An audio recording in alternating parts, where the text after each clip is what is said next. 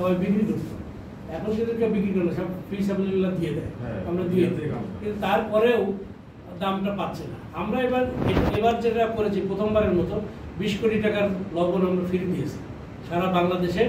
20 কোটি টাকার লবণ যারা মূলত এই চামড়াটা ফ্রি পায়, মানে এই যে মাদ্রাসা মসজিদ বা যারা যারা নিয়ে সংরক্ষণ করে এরকম এতিমখানায়, এগুলোকে আমরা ফ্রি অফ কস্টে আমরা লবণ সরবরাহ করেছি।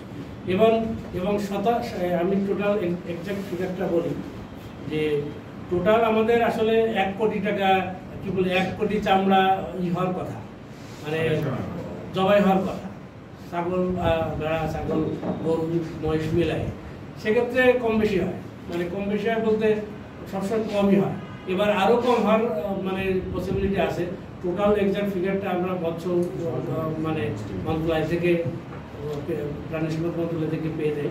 তো ওইটা হয়তো এবার কম হবে, কেন যাদের হাতে টাকা ছিল তারা বলাতো, ঠিক আছে, যারা 4-5টা গরু দেয় তারা দেয়, বেশিরভাগই মানে বাইরে, মানে সিনে নেয়। তারা হয়তো কারোর দিয়ে কোরবানি দিয়েছে, কিন্তু ওই যে আমার বাসার সামনে আমি দেখতাম, আমি মোহাম্মদপুরে ছিলাম তখন, আমার বাসার সামনে এক নেতা তার 4-5টা বিশাল বিশাল 5 লাখ 7 লাখ টাকা দিয়ে গরু কিনে রাস্তা ব্লক করে সে সেট টেট দিয়ে থাকতো। এবার আর নাই, টোটালি নাই, সে নাই।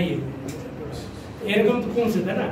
আমার পরেও আমরা এমনি যারা ফড়িয়ারা যারা কিনে, সরাসরি কিনে দিনের দিন কিনে নিয়েছে, তার বাইরে আমরা টোটাল 57 লক্ষ মেট্রিক তথ্য দিই। আমরা অফিসিয়াল তথ্য এখন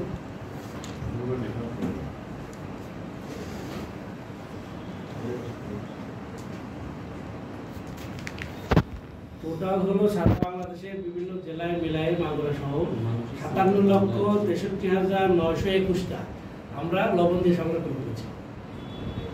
ঠিক আছে, এটা হয়তো কম বেশি দু একটা হতে পারে, কিন্তু এটা হলো অফিসিয়াল তথ্য আর কি। 57,63,921টা গরু ছাগল ভেড়া মিলায় আমরা এটা, এই যে ফ্রি অফ কস্ট লবণ, এই লবণের মাধ্যমে আমরা সংরক্ষণ করেছি।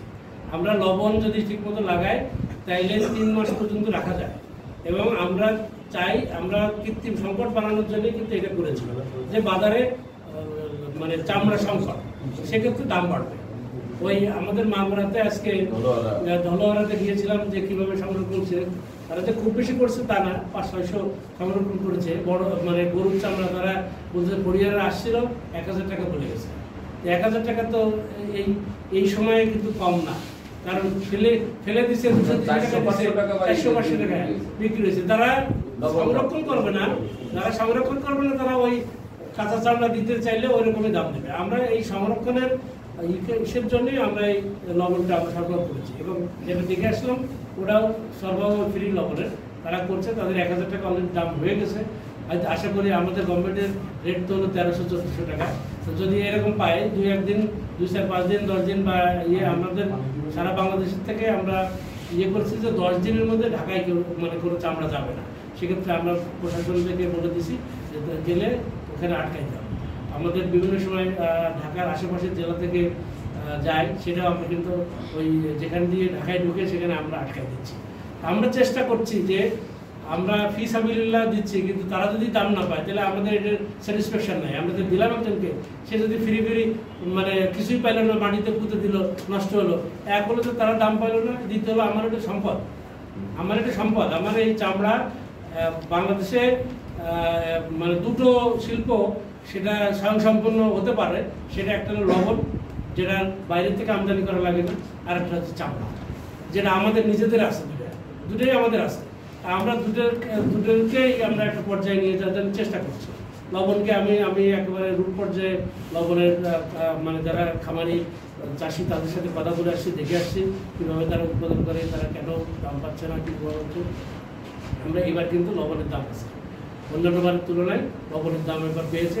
আমরা মানে প্রথমে আমি যখন সচিব হিসেবে আসি তখন তারা 4 টাকা 5 টাকা বিক্রি করতো, তারা সর্বশেষ 14-15 টাকা পর্যন্ত বিক্রি করছে। সুতরাং এবার আল্লাহর রহমতে সবার প্রচেষ্টায় আমরা মানে চাষিরা দাম পেয়েছে। আমরা কিনে খাই কত করে? 42 টাকা।